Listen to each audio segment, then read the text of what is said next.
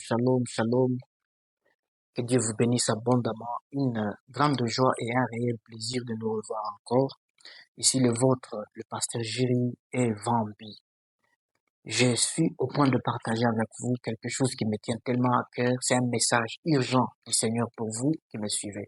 Vous êtes frères et sœurs, vous êtes serviteurs de Dieu, vous êtes servants de Dieu. C'est un message important.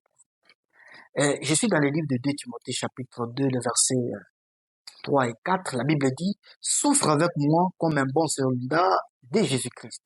Il n'est pas donné au soldat qui s'embarrasse des affaires de la vie s'il veut plaire à celui qui l'a enrôlé. Le sujet que je voulais parler avec vous, c'est la prière. La prière est d'une importance inimaginable. La prière est très importante. Vous ne pouvez pas faire un pas de plus, que ce soit dans la vie, que ce soit dans l'appel, peu importe. Il n'y a pas de pas vers l'avant si la vie de prière est par terre. La prière dont je parle, je ne parle pas de prière légère ou de prière superficielle. Je parle de la prière responsable, la prière profonde dans laquelle vous vous asseyez, vous restez longtemps dans la présence de Dieu. La prière, elle est d'une importance inimaginable, comme je le disais. Pourquoi? Parce que c'est la prière qui doit précéder tout ce que vous faites, tout ce que vous devez faire dans la vie. La prière, elle ne doit pas être quelque chose à laquelle on souhaite faire. Mais la prière est un moment qu'il faut prendre et investir le temps, prier profondément.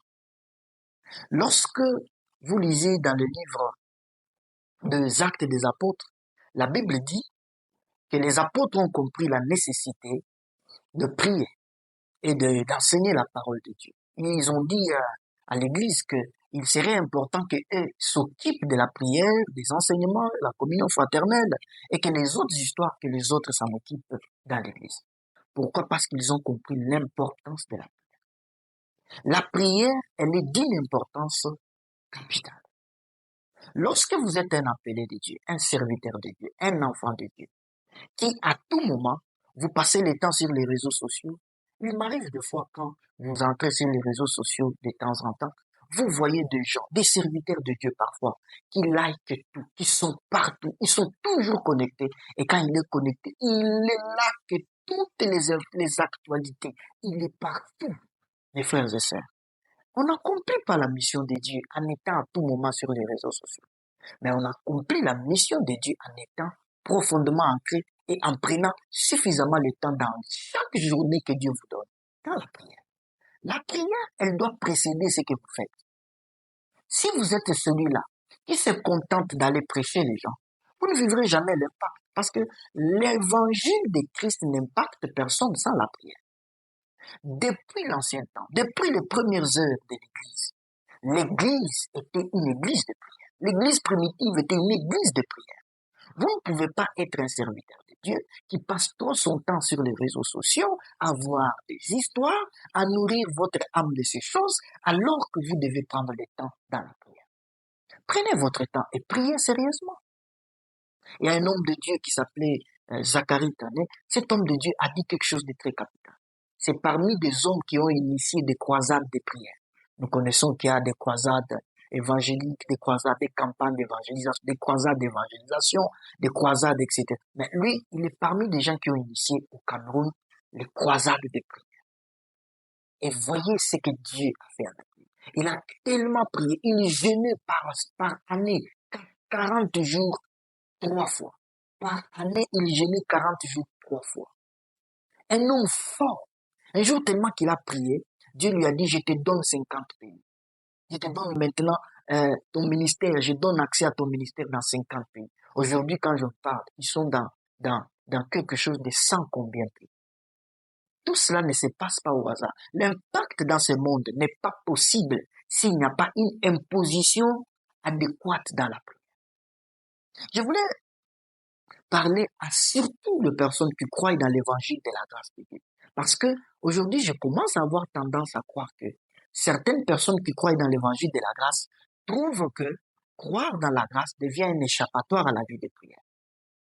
Tu peux beau parler, vous pouvez beau parler. Moi, je ferai des exploits, j'irai loin, je prêcherai cette bonne nouvelle jusqu'aux extrémités de la terre. Mais je vous dis, si vous ne prenez pas des racines dans deux prières, je répète encore, si vous ne prenez pas des racines dans deux prières, vous ne verrez jamais ce que vous dites s'accomplir.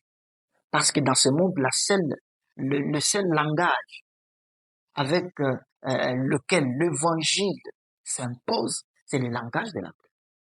Aucun homme dont Dieu a utilisé dans n'importe quelle génération, depuis les premières heures de la Bible, aucun homme dont Dieu a utilisé qui n'était pas un homme. La prière, elle est d'une importance inimaginable. Je ne parle pas de prière où vous êtes superficiel. Vous priez 30 minutes et vous somnolez. Il y a des gens, quand ils commencent à prier, il y a même d'autres, s'il veut avoir son somnifère, c'est de se dire que je vais prier comme ça, le sommeil va venir. Il y a d'autres, quand ils entrent en prière, vous êtes serviteur de Dieu. Vous êtes servant de Dieu. Vous vous tenez devant des gens. Vous dirigez des gens. Vous dirigez des départements. Vous dirigez des gens. Mais vous n'avez pas une vie de prière. Quand vous entrez en prière, vous vous réveillez, vous commencez, vous savez comment vous avez commencé votre prière. Mais vous vous réveillez, c'est le petit matin. Et ça vous fait rien. Quand vous êtes sur les réseaux sociaux, vous parlez trop, vous écrivez trop de phrases là, bibliques, etc. Ce qui n'est pas mauvais, mais qui n'impacte personne parce que ce n'est pas accompagné de la puissance de Dieu dans la prière. La prière, mes frères et sœurs, la prière. Je vous exhorte de prier, mes bien-aimés, excusez-moi. Je vous exhorte de prier, mes bien-aimés. Prenez votre temps dans deux prières. Un homme a dit, depuis que Adam a obéi au diable, il a cédé le pouvoir, la domination, l'autorité. Il a cédé au diable lorsqu'il a obéi dans le jardin, en faisant ce que le diable a fait. Et cet homme de Dieu a dit quelque chose de très remarquable. Il dit, depuis qu'Adam a cédé son autorité au diable, parce que oui, la Bible appelle le diable le prince de ce monde. Le prince de ce monde.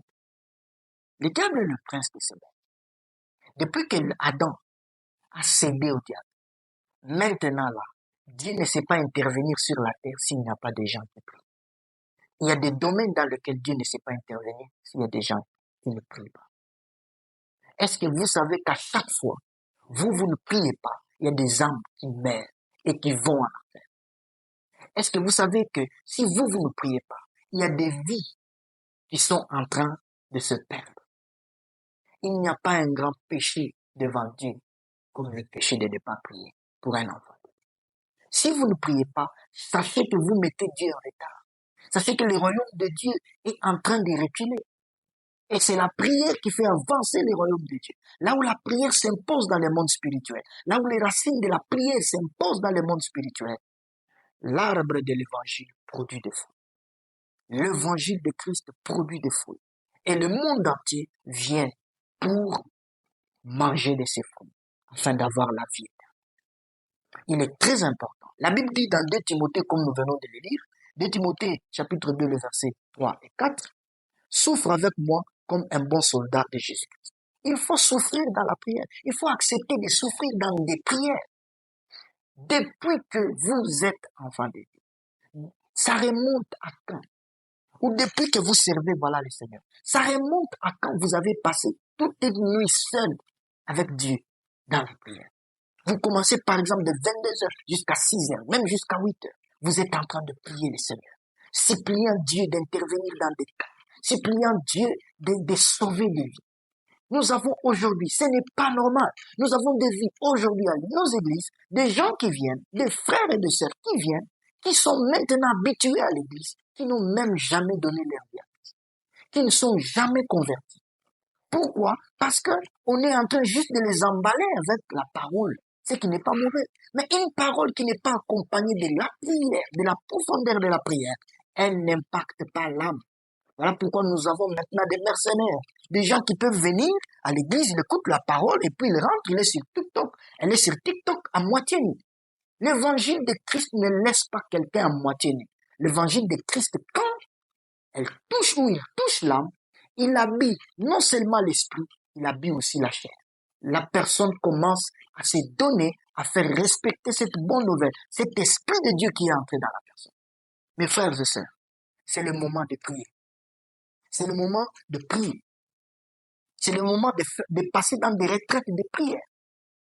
C'est le moment de prendre racine dans les prières.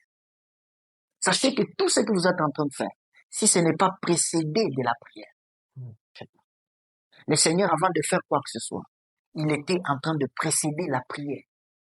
Lorsqu'il a voulu commencer le ministère, il a précédé. La Bible dit, il fut conduit par l'Esprit dans le désert pour aller prier, pour être tenté par le diable. Donc, il était pendant 40 jours et 40 nuits dans la prière, mes frères et sœurs, a précédé le ministère du Seigneur. Lui-même, au moment où tout le monde n'était pas encore réveillé, lui s'est réveillé tôt le matin et il passait des temps dans la prière. Là où les autres étaient en train de pleurnicher, là où les autres étaient en train de dormir, le Seigneur passait des nuits dans de prières. La prière a précédé le ministère du Seigneur. Lorsque vous lisez dans le 1 Corinthiens chapitre 14, le verset 18, je crois, ou 19, la Bible nous parle de l'apôtre Paul. La Bible dit que l'apôtre Paul dit ceci. Je prie en langue plus que vous tous. Pourquoi? Parce que la prière devait précéder le ministère. La prière devait précéder l'évangile. Vous prêchez l'évangile, c'est bien beau, mais est-ce que c'est accompagné de la prière? Regardez, vous pouvez beau dire, moi je vais faire des exploits, j'irai partout dans le monde, c'est bien beau, mais si ce n'est pas accompagné aujourd'hui, si vous ne prenez pas des racines aujourd'hui dans la prière, vous serez léger spirituellement et personne n'aura envie de suivre ce que vous dites et ce que vous faites. Je sais bien de quoi je vous parle. Prenez des racines dans la prière. Investissez votre temps dans la prière et priez. Shalom. Que Dieu vous bénisse. Merci.